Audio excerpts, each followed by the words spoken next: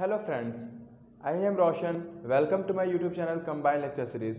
ये हमारी इंग्लिश की क्लास है जहां हम वर्ब्स को डिस्कस कर रहे हैं। वर्ब्स में हमारा टॉपिक चल रहा है मॉडल वर्ब। मॉडल वर्ब्स में हमने कई सारी वर्ब्स को देखा कि कैन का इस्तेमाल कैसे करते हैं, कुड का इस्तेमाल कैसे करते हैं, may, might, will, would, shall, use, ought, need, dare, सबको हमने देखा। अभी तक पिछली वीडियोज में ये सारी चीज़ें डिस्कस की जा चुकी हैं। तो आज जो हमारा टॉपिक रहने वाला है वो क्या है कि मॉडल वर्ब से अन्य वर्ब कैसे बनाई जाती हैं, मॉडल का अलग तरीके से इस्तेमाल कैसे किया जाता है। तो चलिए इनको देखते हैं कि मॉडल को कैसे कैसे हम इस्तेमाल कर सकते हैं। तो सिंपल तो आप जानते हैं कि मॉडल वर्ब इस्तेमाल किए थे जिसमें हमेशा वर्ब की फर्स्ट फॉर्म का इस्तेमाल होता था। अब तक हमने जो पढ़ा वो वर्ब की फर्स्ट फॉर्म थी, लेकिन यहाँ पे हमने मॉडल वर्ब में हैव जोड़ दिया। मॉडल वर्ब प्लस हैव, और यहाँ पे वर्ब की थर्ड फॉर्म। तीन चीज़ें होती हैं। एक तो हमारा मॉडल वर्ब होता है, उसमें हैव जोड़ दिया जाता है, और हमेशा ही वर्ब की थर्ड फॉर्म का इस्तेमाल किया जाता है। तो चलिए देखते हैं कि मॉडल वर्ब में हैव जोड़ने के बाद सेंटेंस का सेंस किस प्रकार से आता है, किस प्रकार के सेंटेंसेस बनाए जा सकते हैं। हमने आपको पिछली क्लास में बताया था कि मैं किताब पढ़ सकता हूँ, मैं किताब नहीं पढ़ सकता हूँ। चलिए, नहीं पढ़ सकता हूँ। तो जब बात कैपेबिलिटी की है, स्ट्रेंथ की है, तो हम कैन का इस्तेमाल कर रहे थे। I can not read book. ठीक है, I can not read book. जब बात प्रेजेंट में थी और कैपेबिलिटी की थी तब हमने कैन का इस्तेमाल किया, और जब बात पास्ट में आ जाए, मैं किताब नहीं पढ़ सकता था, तो I could not read book. हमने यही बताया था आपको कि अगर सेंटेंस प्रेजेंट में है तो कैन, पास्ट में आ गया तो कुड। ये रहा कैन और ये रहा कुड। ये चीजें आपको पहले बताई जा चुकी हैं। तो अब हम कैन हैव या कुड हैव कैसे कर सकते हैं।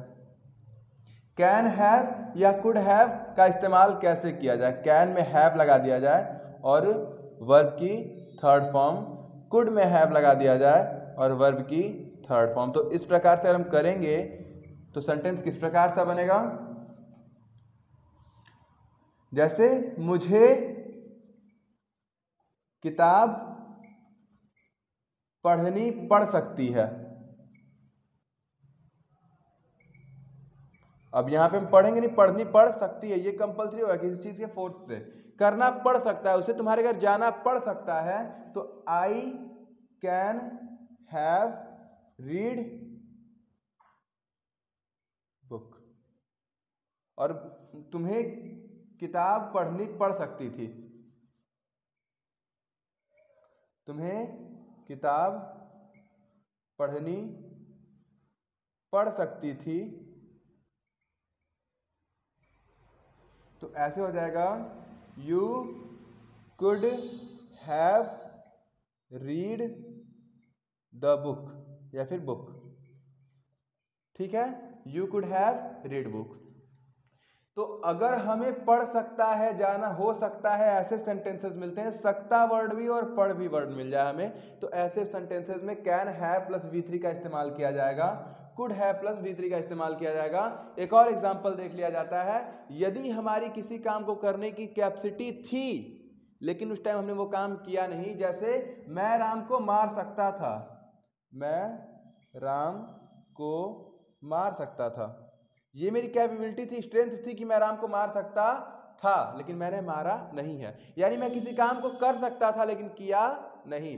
जब भी ऐसे सेंटेंसेस आए कि हम किसी काम को कर सकते हैं और उस वक्त हमने नहीं किया, तो फिर हम कुड हैव का इस्तेमाल करेंगे। जैसे आई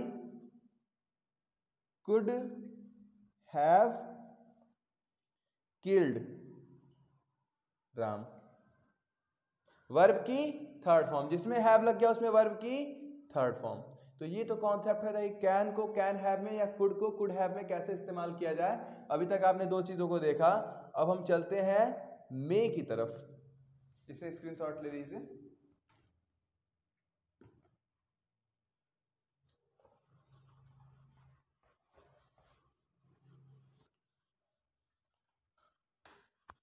मे का इस्तेमाल क्या था? मे का इस्तेमाल हमने किया ब्लेसिंग के लिए, संभावनाएं बताने के लिए। तो यही काम यहाँ पे भी होगा, संभावना बताने के लिए, संभावना यानी पॉसिबिलिटी बताने के लिए। तो फिर फर्क कहाँ रह गया भाई? वो भी संभावना बताने के लिए मे का इस्तेमाल करते थे हम, और यहाँ पे हम कर रहे हैं मे हैव का इस्तेमाल संभावना बताने के लिए। तो फर्क कहाँ है? फर्क ये है कि ये पास्ट की संभावना बताने के लिए, और वो क्या था? प्रेजेंट की संभावना बताने के लिए। तो हम यहाँ पे पास्ट कहते हैं, पास्ट की संभावना बताने के लिए। तो हमें कहना है जैसे कि वह कल आ सकता था, वह कल आ सकता था। He may have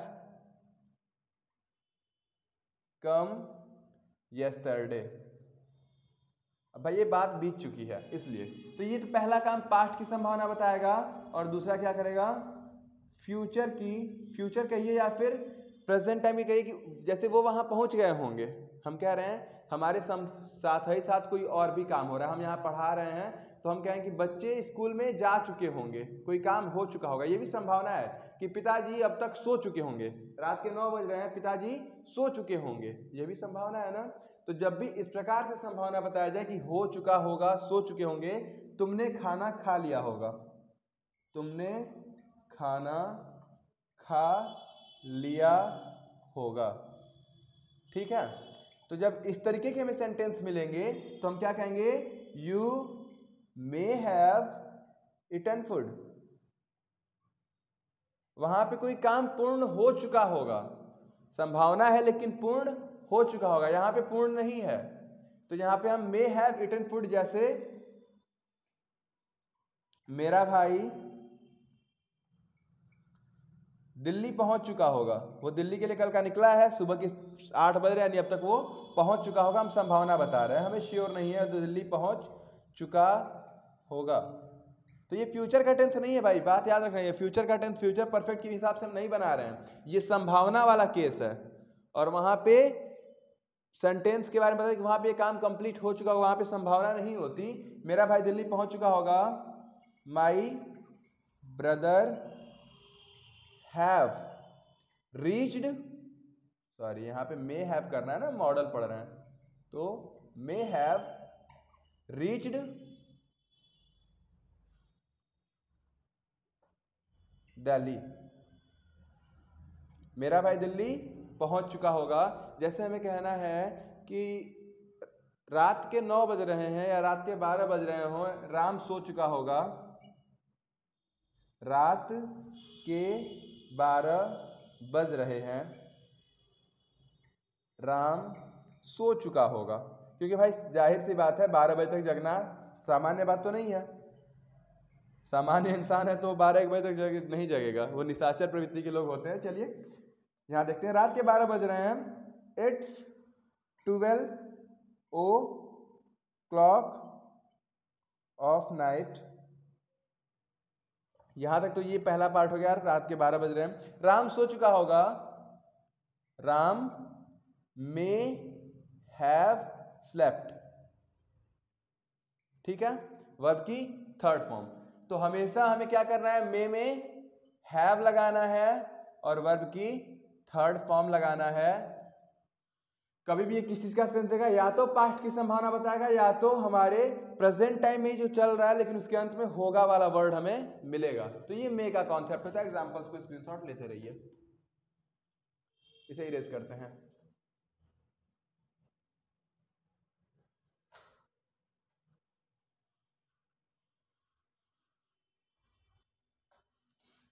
तो ये मे था। मे के बाद हमने बताया था कि माइट भी होता है, एक माइट भी होता है और एक मस्ट भी होता है। तो हम माइट हैव भी तो लगा सकते हैं भाई, माइट हैव नहीं कर सकते? क्यों नहीं कर सकते? माइट हैव प्लस V3 और मस्ट हैव प्लस V3। तो क्यों हम मे हैव का ही इस्तेमाल करें? तो पिछली क्लास में आपको बताया गया है कि जब भी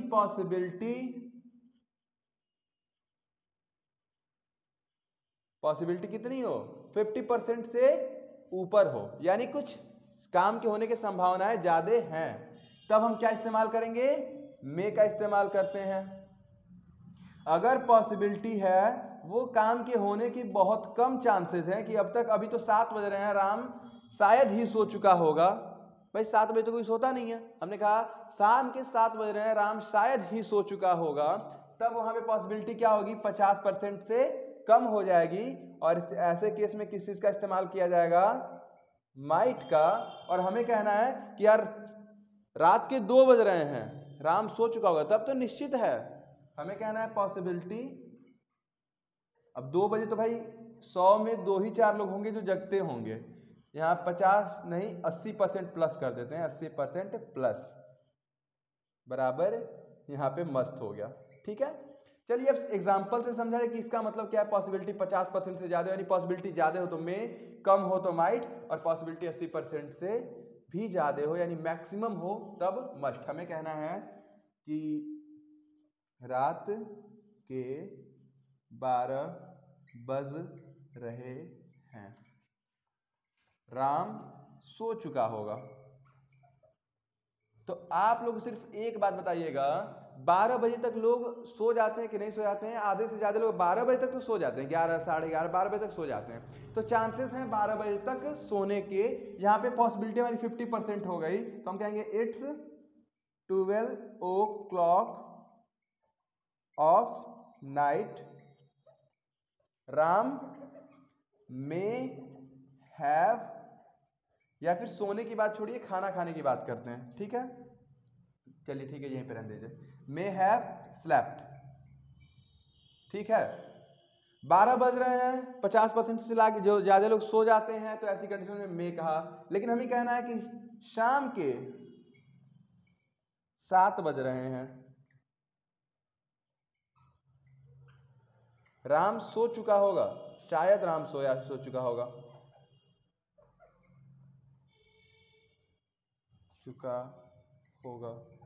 तो भाई 7 बजे कितने लोग सोते हैं? उसमें भी कुछ लोग हैं जो शाम के टाइम में ही सो जाते हैं, खाना खाया सो गए, 6 बजे खाना खाया सो गए।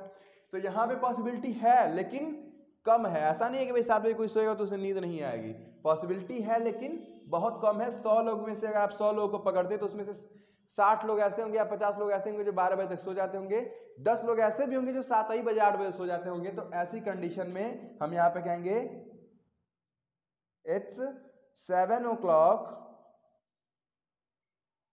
Of evening,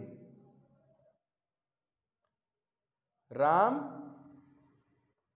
might have slept, क्योंकि संभावनाएं हमारी घट गई। और यहीं पे हम कह दें कि रात के 3 बज रहे हैं, रात के 3 बज रहे हैं, राम सो चुका होगा। तो भाई 3 बजे कौन जागता है? 100 में से 2-4 लोग, जो किसी के या तो मारे होते हैं या हालात के बेचारे होते हैं। तो 3 बजे तक जग रहे हैं अगर, तो कोई पॉसिबिलिटी हमारी 80% हो कि लोग 3 बजे तक सो जाते हैं। तो ऐसी कंडीशन में हम किसका इस्तेमाल करेंगे? मस्ट हैव का इस्तेमाल करेंगे। ठीक है, कॉन्सेप्ट क्लियर? तो इसे स्क्रीनशॉट ले लीजिए, आगे बढ़ते हैं।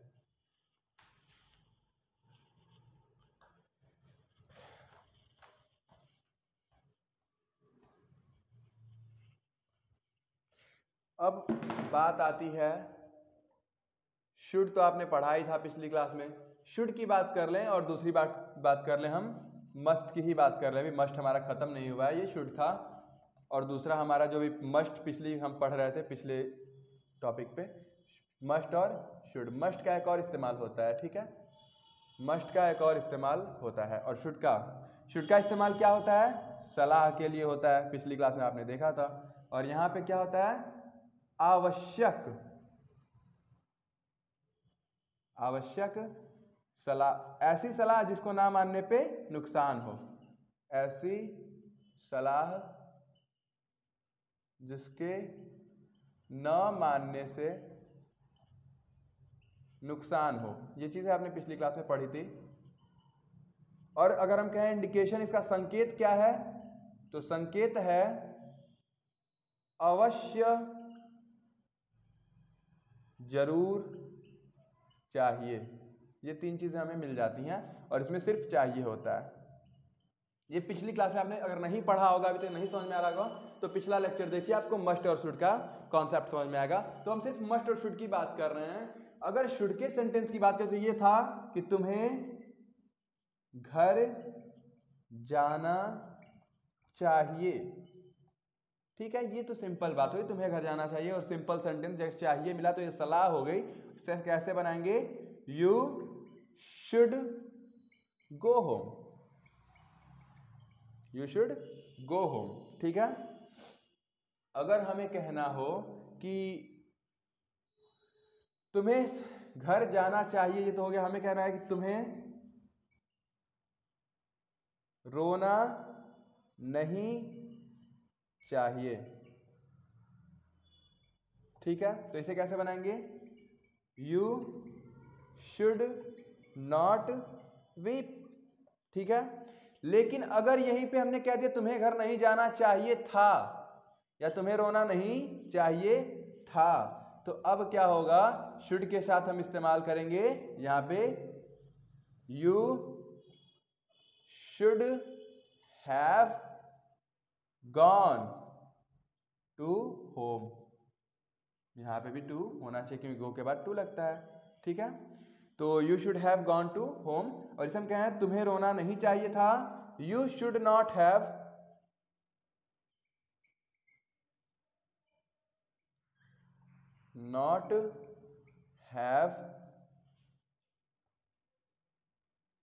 वेप्ट। तो इस तरीके से हम शुड के साथ वुड का हैव का इस्तेमाल कब करेंगे? जब सेंटेंस में था मिलता है। चलिए एक दो एग्जांपल से और समझा जाए। जैसे हमें कहना है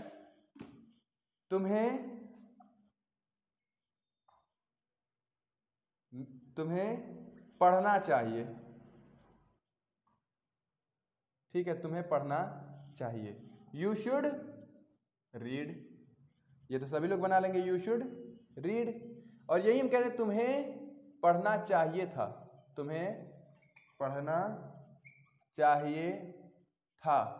ठीक है, तो हम क्या कहेंगे? You should have read. यानी कि ये चाहिए वाले वाक्य में अगर था लगा दिया गया तो हम शुड के साथ शुड हैव का इस्तेमाल करेंगे और वर्ब की थर्ड फॉर्म का इस्तेमाल करेंगे। तो ये जो शुड हैव का कॉन्सेप्ट हो गया। और अगर हम यही कहें मस्ट हैव का, तो मस्ट हैव में आपने देखा था कि तुम्हें जरूर पढ़ना चाहिए, अगर लग जाए तुम्हें जरूर पढ़ना चाहिए, तो आपको ये बताया गया था कि अगर चाहिए के साथ जरूर अवश्य वर्ड मिल जाता तो हम शुड का नहीं मस्ट का इस्तेमाल करेंगे, यू मस्ट रीड। ये पिछली क्लास में आपको बताया गया है कि अगर चाहिए के साथ अवश्य जरूर वर्ड मिलता है तो मस्ट का इस्तेमाल करते हैं। और यहां हम कहते हैं तुम्हें जरूर पढ़ना चाहिए था, अगर लग गया तो यू मस्ट हैव रीड। यानी कि सिर्फ था वर्ड यानी पास्ट लग जाने से यहां पे हमें हैव लगाना पड़ेगा, सॉरी, यहाँ पे हमें मस्ट के साथ हैव लगाना पड़ेगा, शुड के साथ हैव लगाना पड़ेगा, कुड के साथ हैव लगाना पड़ेगा। तो इस तरीके से हम मॉडल वर्ब में वर्ब की थर्ड फॉर्म जोड़ते हैं और हैव लगा करके कभी भी सेंटेंस का सेंस बदल सकते हैं। तो अगली क्लास में जो मॉडल वर्ब बचते हैं उनको डिस्कस किया जाएगा। फिलहाल अगर इसमें कोई भी कंफ्यूजन होती है तो आप कमेंट करके पूछ सकते हैं। और अगर आप व्हाट्सएप के ग्रुप में न जुड़े हुए हों तो आप टेस्ट नहीं दे पा रहे होंगे। जितने लोग हमारे व्हाट्सएप ग्रुप में जुड़े हैं वो हर वीकली टेस्ट होता है, और कुछ लोग ऐसे हैं जो टेस्ट में अपना नाम नहीं लिख रहे हैं तो उन्हें नंबर्स नहीं पता चल पाएंगे।